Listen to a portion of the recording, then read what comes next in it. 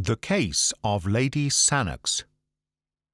The relations between Douglas Stone and the notorious Lady Sannox were very well known both among the fashionable circles of which she was a brilliant member and the scientific bodies which numbered him among their most illustrious confrères.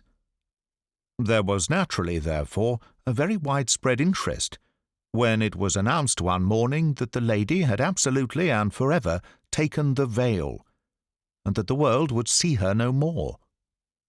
When, at the very tail of this rumour, there came the assurance that the celebrated operating surgeon, the man of steel nerves, had been found in the morning by his valet, seated on one side of his bed, smiling pleasantly upon the universe, with both legs jammed into one side of his breeches, and his great brain about as valuable as a capful of porridge, the matter was strong enough to give quite a little thrill of interest to folk who had never hoped that their jaded nerves were capable of such a sensation. Douglas Stone, in his prime, was one of the most remarkable men in England. Indeed, he could hardly be said to have ever reached his prime, for he was but 39 at the time of this little incident. Those who knew him best were aware that, famous as he was as a surgeon, he might have succeeded with even greater rapidity in any of a dozen lines of life. He could have cut his way to fame as a soldier, struggled to it as an explorer, bullied for it in the courts, or built it out of stone and iron as an engineer. He was born to be great, for he could plan what another man dare not do, and he could do what another man dare not plan. In surgery, none could follow him. His nerve, his judgment, his intuition were things apart. Again and again his knife cut away death, but grazed the very springs of life in doing it, until his assistants were as white as the patient. His energy, his audacity, his full-blooded self-confidence, does not the memory of them still linger to the south of Marylebone Road and north of Oxford Street? His vices were as magnificent as his virtues and infinitely more picturesque. Large as was his income, and it was the third largest of all professional men in London, it was far beneath the luxury of his living. Deep in his complex nature lay a rich vein of sensualism, at the sport of which he placed all the prizes of his life. The eye, the ear, the touch, the palate, all were his masters. The bouquet of old vintages, the scent of rare exotics, the curves and tints of the daintiest potteries of Europe, it was to these that the quick-running stream of gold was transformed. And then there came his sudden, mad passion for Lady Sannox, when a single interview with 2 challenging glances and a whispered word set him ablaze. She was the loveliest woman in London, and the only one to him. He was one of the handsomest men in London, but not the only one to her. She had a liking for new experiences, and was gracious to most men who wooed her. It may have been cause, or it may have been effect, that Lord Sannox looked 50, though he was but 36. He was a quiet, silent, neutral-tinted man, this lord, with thin lips and heavy eyelids, much given to gardening and full of home-like habits. He had at one time been fond of acting, had even rented a theatre in London, and on its boards had first seen Miss Marian Dawson, to whom he had offered his hand, his title, and the third of a county. Since his marriage, his early hobby had become distasteful to him. Even in private theatricals it was no longer possible to persuade him to exercise the talent which he had often shown that he possessed. He was happier with a spud and a watering-can among his orchids and chrysanthemums. It was quite an interesting problem whether he was absolutely devoid of sense or miserably wanting in spirit.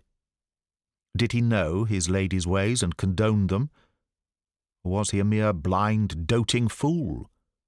It was a point to be discussed over the teacups in snug little drawing-rooms, or with the aid of a cigar in the bow windows of clubs. Bitter and plain were the comments among men upon his conduct. There was but one who had a good word to say for him, and he was the most silent member in the smoking-room. He had seen him break in a horse at the university, and it seemed to have left an impression upon his mind. But when Douglas Stone became the favourite, all doubts as to Lord Sannox's knowledge or ignorance were set for ever at rest. There was no subterfuge about Stone. In his high-handed, impetuous fashion, he set all caution and discretion at defiance. The scandal became notorious.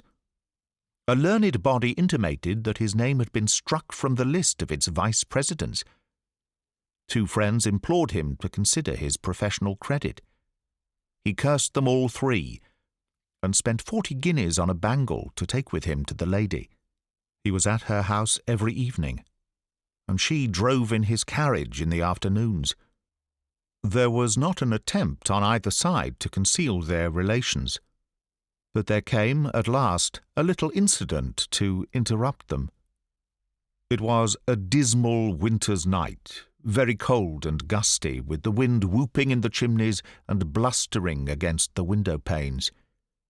A thin spatter of rain tinkled on the glass with each fresh sough of the gale, drowning for the instant the dull gurgle and drip from the eaves. Douglas Stone had finished his dinner, and sat by his fire in the study, a glass of rich port upon the malachite table at his elbow. As he raised it to his lips, he held it up against the lamplight, and watched with the eye of a connoisseur the tiny scales of beeswing which floated in its rich ruby depths. The fire, as it spurted up, threw fitful lights upon his bold, clear-cut face, with its widely opened grey eyes, its thick and yet firm lips, and the deep square jaw, which had something Roman in its strength and its animalism.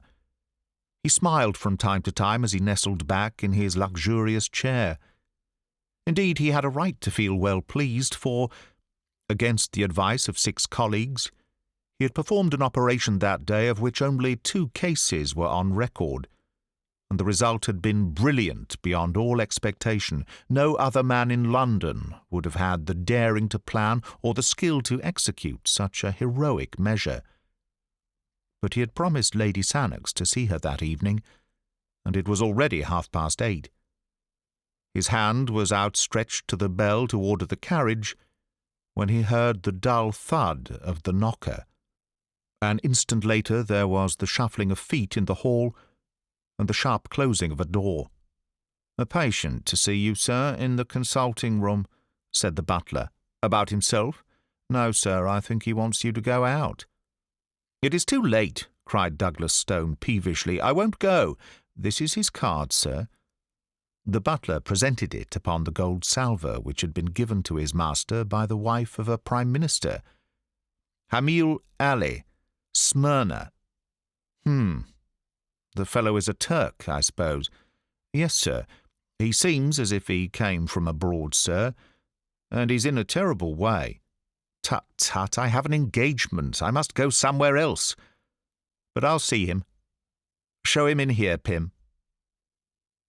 A few moments later the butler swung open the door and ushered in a small and decrepit man, who walked with a bent back, and with the forward push of the face and blink of the eyes which goes with extreme short sight.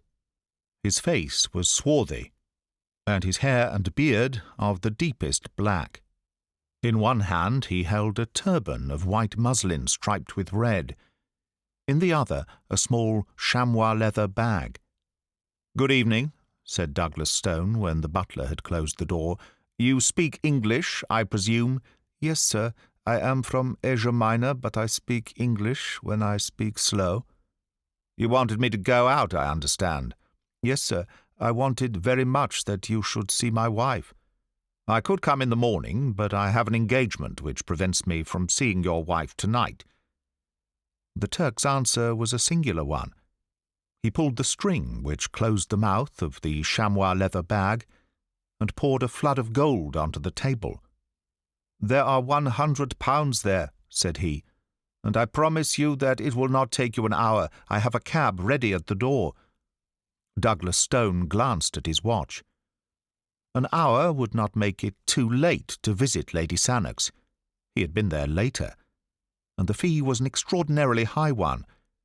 He had been pressed by his creditors lately, and he could not afford to let such a chance pass. He would go. "What is the case?" he asked. "Oh, it is so sad a one, so sad a one. You have not perhaps heard of the daggers of the Almohades?" "Never." "Ah, they are Eastern daggers of a great age, and of a singular shape, with the hilt like what you call a stirrup. I am a curiosity dealer, you understand, and that is why I have come to England from Smyrna, but next week I go back once more. Many things I brought with me, and I have a few things left, but among them, to my sorrow, is one of these daggers." "You will remember that I have an appointment, sir," said the surgeon, with some irritation. "Pray confine yourself to the necessary details." "You will see that it is necessary. Today my wife fell down in a faint in the room in which I keep my wares, and she cut her lower lip upon this cursed dagger of the Almohades." "I see," said Douglas Stone, rising. "And you wish me to dress the wound?" "No, no, it is worse than that." "What then?" "These daggers are poisoned." "Poisoned?" "Yes, and there is no man east or west who can tell now what is the poison or what is the cure. But all that is known I know, for my father was in this trade before me, and we have had much to do with these poisoned weapons." "What are the symptoms?" "Deep sleep and death in 30 hours." "And you say there is no cure?" "Why then should you pay me this considerable fee? No drug can cure, but the knife may." "And how?" "The poison is slow of absorption. It remains for hours in the wound." "Washing, then, might cleanse it? No more than in a snake bite. It is too subtle and too deadly." "Excision of the wound, then?" "That is it. If it be on the finger, take the finger off, so said my father always. But think of where this wound is, and that it is my wife. It is dreadful." But familiarity with such grim matters may take the finer edge from a man's sympathy.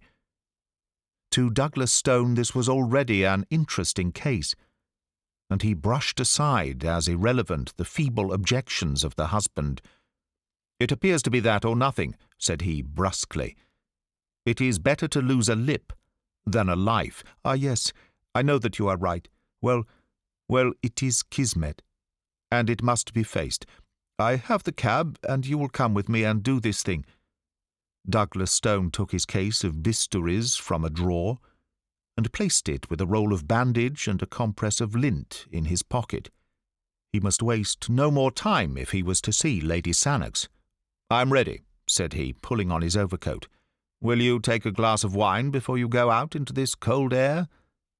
His visitor shrank away, with a protesting hand upraised.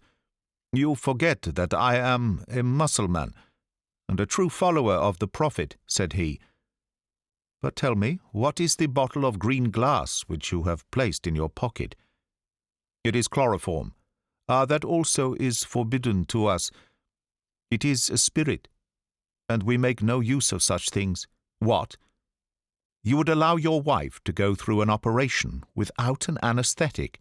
"Ah, she will feel nothing, poor soul. The deep sleep has already come on, which is the first working of the poison. And then I have given her of our Smyrna opium. Come, sir, for already an hour has passed." And they stepped out into the darkness. A sheet of rain was driven in upon their faces, and the hall lamp, which dangled from the arm of a marble caryatid, went out with a fluff. Pym, the butler, pushed the heavy door to, straining hard with his shoulder against the wind, while the two men groped their way towards the yellow glare which showed where the cab was waiting. An instant later they were rattling upon their journey. "Is it far?" asked Douglas Stone. "Oh, no, we have very little quiet place off the Euston Road." The surgeon pressed the spring of his repeater, and listened to the little tings which told him the hour. It was 9:15. He calculated the distances and the short time which it would take him to perform so trivial an operation. He ought to reach Lady Sannox by 10 o'clock. Through the fogged windows he saw the blurred gas lamps dancing past, with occasionally the broader glare of a shop front.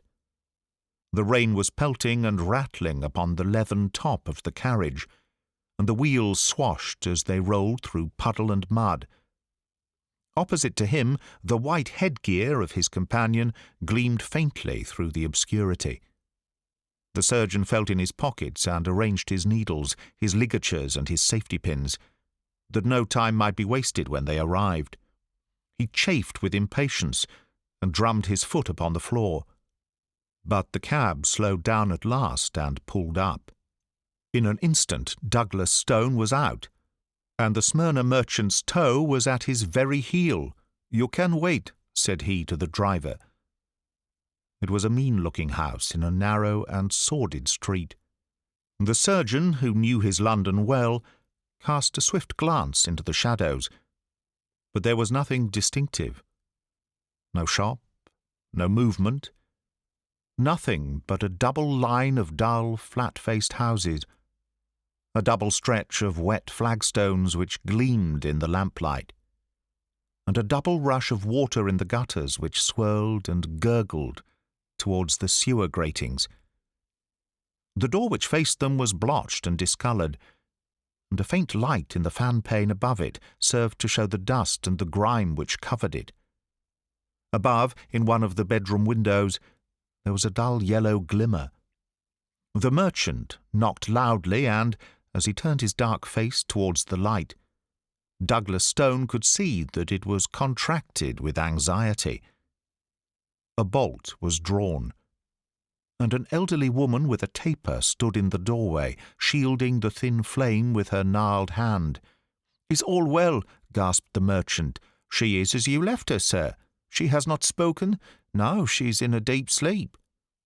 The merchant closed the door, and Douglas Stone walked down the narrow passage, glancing about him in some surprise as he did so. There was no oilcloth, no mat, no hat-rack. Deep grey dust and heavy festoons of cobwebs met his eyes everywhere. Following the old woman up the winding stair, his firm footfall echoed harshly through the silent house. There was no carpet. The bedroom was on the second landing. Douglas Stone followed the old nurse into it, with the merchant at his heels. Here at last there was furniture, and to spare.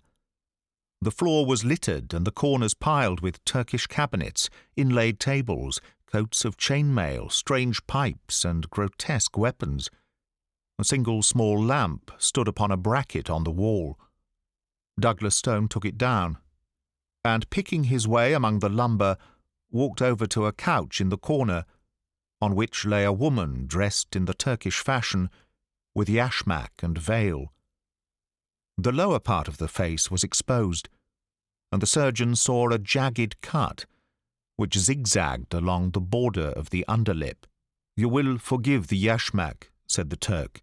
"You know our views about women in the East." But the surgeon was not thinking about the yashmak. This was no longer a woman to him, it was a case. He stooped and examined the wound carefully. "There are no signs of irritation," said he. "We might delay the operation until local symptoms develop." The husband wrung his hands in uncontrollable agitation. "Oh, sir, sir," he cried, "do not trifle. You do not know. It is deadly, I know. And I give you my assurance that an operation is absolutely necessary. Only the knife can save her." "And yet I am inclined to wait," said Douglas Stone. "That is enough," the Turk cried angrily.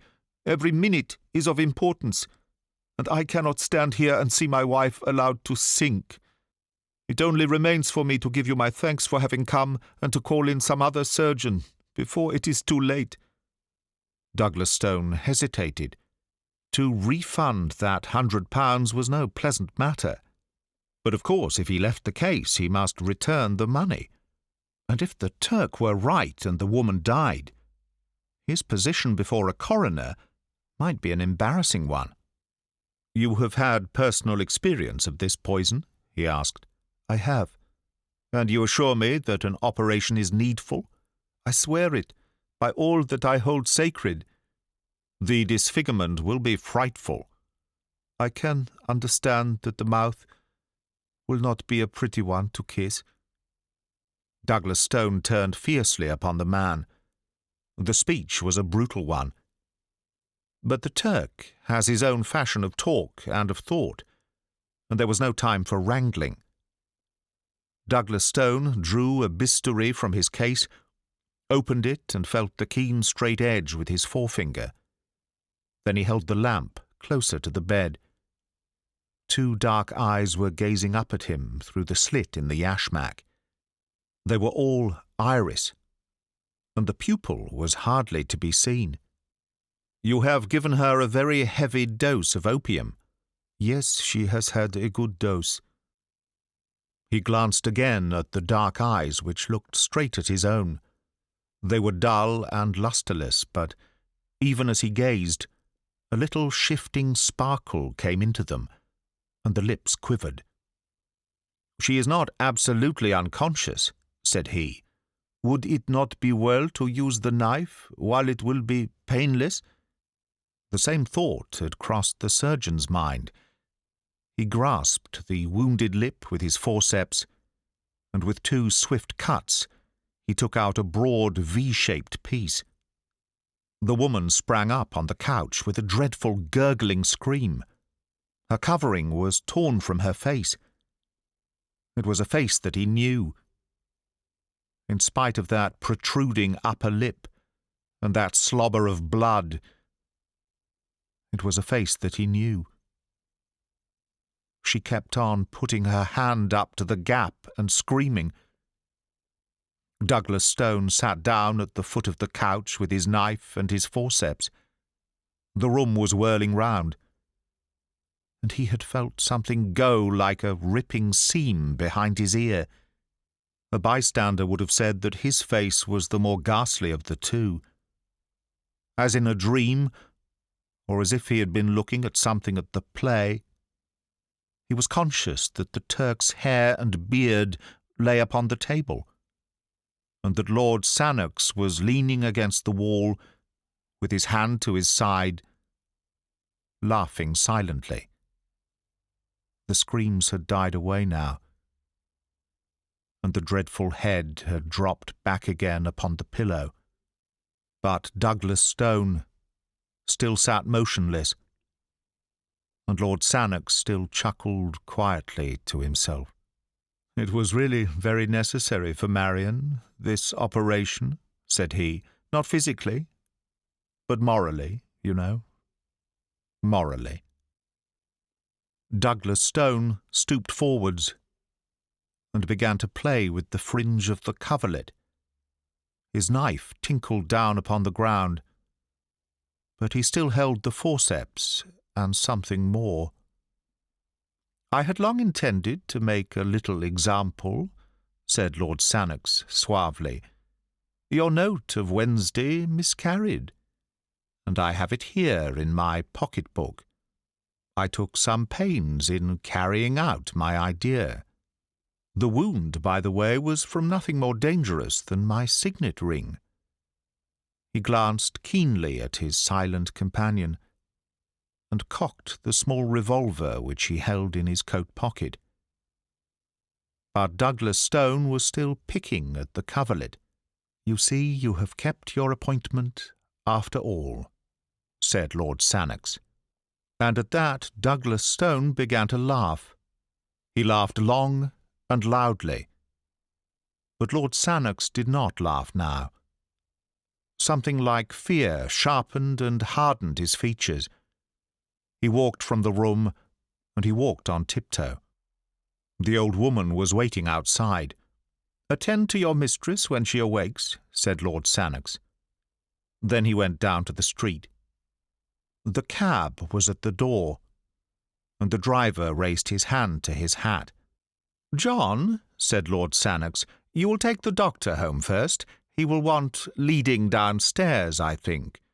Tell his butler that he has been taken ill at a case." "Very good, sir." "Then you can take Lady Sannox home." "And how about yourself, sir?" "Oh, my address for the next few months will be Hotel di Roma, Venice. Just see that the letters are sent on. And tell Stevens to exhibit all the purple chrysanthemums next Monday, and to wire me the result." That is the end of The Case of Lady Sannox, by Sir Arthur Conan Doyle. Read by Greg Wagland, for Magpie Audio, 2018.